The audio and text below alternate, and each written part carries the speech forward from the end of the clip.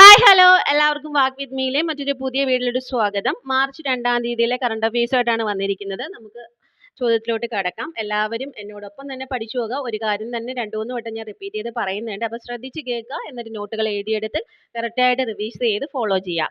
അപ്പോൾ ഒന്നാമത്തെ ക്വസ്റ്റ്യൻ, എത്ര മീറ്റർ ഉയരത്തിലാണ് മോണ്ടോ ഡ്യൂനൻഡിസ് തന്റെ 11ാമത് പോൾ വാൾട്ട് ലോക റെക്കോർഡ് സ്ഥാപിച്ചത്?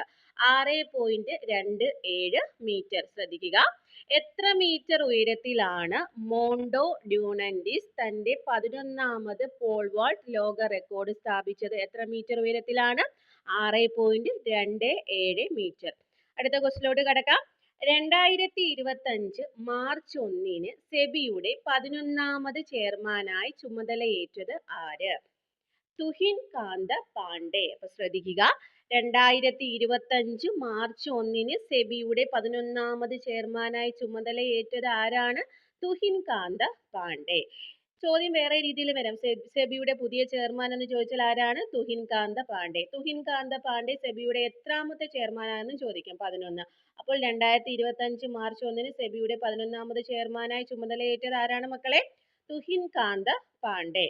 അടുത്ത ക്വസ്റ്റ്യൻ, 2025-ലെ കടമ്മനിട്ട രാമകൃഷ്ണൻ പുരസ്കാരം ലഭിച്ചത് ആർക്കാണ്?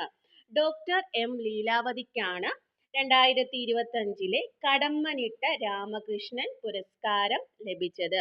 അപ്പോൾ ഞാൻ നിങ്ങളുടെ അടുത്ത് ഒരു ക്വസ്റ്റ്യൻ ചോദിക്കുകയാണ്, അറിയാവുന്നവർ താഴെ കമന്റ് ചെയ്യുക.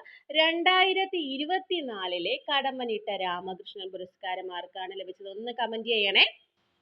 അപ്പോൾ ഇന്നത്തെ ടാസ്ക് എല്ലാവരും കംപ്ലീറ്റ് ചെയ്യുമെന്ന് പ്രതീക്ഷിക്കുന്നു. അപ്പോൾ ഒന്നും കൂടെ നമുക്ക് നോക്കാം. 2025-ലെ കടമ്മനിട്ട രാമകൃഷ്ണൻ പുരസ്കാരം ലഭിച്ചത് ആർക്കാണ് മക്കളെ? ആർക്കാണ്? Doctor M Leelavathi.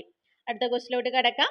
2025 മാർച്ചിലെ ഫിഡെ റാങ്കിങ്ങിൽ ഇന്ത്യയുടെ ഡി ഗുഗേഷ് എത്രാം സ്ഥാനത്താണ്? എത്രാം സ്ഥാനത്താണ് മക്കളെ? 3-ാം സ്ഥാനത്താണ്. ഡി ഗുഗേഷ് എന്ന ആരാണെന്ന് നമുക്ക് എല്ലാവർക്കും അറിയാം, ലോക ചെസ് ചാമ്പ്യൻ ആണ് അല്ലേ? അപ്പോൾ അദ്ദേഹം എത്രാം സ്ഥാനത്താണ്? ഫിഡെ റാങ്കിങ്ങിൽ 3-ാം സ്ഥാനത്താണ്. 2025 മാർച്ചിലെ ഫിഡെ റാങ്കിങ്ങിൽ ഇന്ത്യയുടെ ഡി ഗുഗേഷ് എത്രാം സ്ഥാനത്താണുള്ളത് മക്കളെ? 3-ാം സ്ഥാനത്താണുള്ളത്. അപ്പോൾ അടുത്ത ക്വസ്റ്റിലോട്ട് കടക്കാം.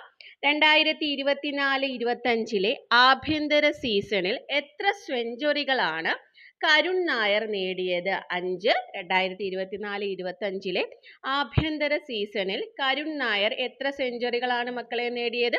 5 സെഞ്ചുറികളാണ് നേടിയത്. അപ്പോൾ എല്ലാവർക്കും ഏകദേശം ഒരു ചെറിയ ഐഡിയ എങ്കിലും ഇന്നത്തെ കറണ്ട് അഫയേഴ്സിനെ കുറിച്ച് കിട്ടിയെന്ന് പ്രതീക്ഷിക്കുന്നു. അപ്പോൾ കിട്ടാത്തവർ വീണ്ടും വീഡിയോ ഒന്ന് റിപ്പീറ്റ് ചെയ്ത് കേൾക്കുക. കേട്ടതിന് ശേഷം നോട്ടുകൾ എഴുതിയെടുക്കുക, കറക്റ്റായിട്ട് റിവൈസ് ചെയ്ത് പഠിച്ചു പോവുക. എന്താണ്, കറണ്ട് അഫയേഴ്സും വളരെ ഇമ്പോർട്ടൻ്റ് ആണ്. നമുക്ക് LPUP പരീക്ഷ ആയാലും ഏത് പരീക്ഷ എടുത്ത് നോക്കിയാലും കറണ്ട് അഫയേഴ്സ് വളരെ ഇമ്പോർട്ടൻ്റ് ആണ്. അപ്പോൾ എല്ലാവരും കറക്റ്റ് നല്ല അപ് ടു ഡേറ്റ് ആയിട്ട് പഠിച്ച് ഫോളോ ചെയ്ത് പോരുക കേട്ടോ. Okay, by.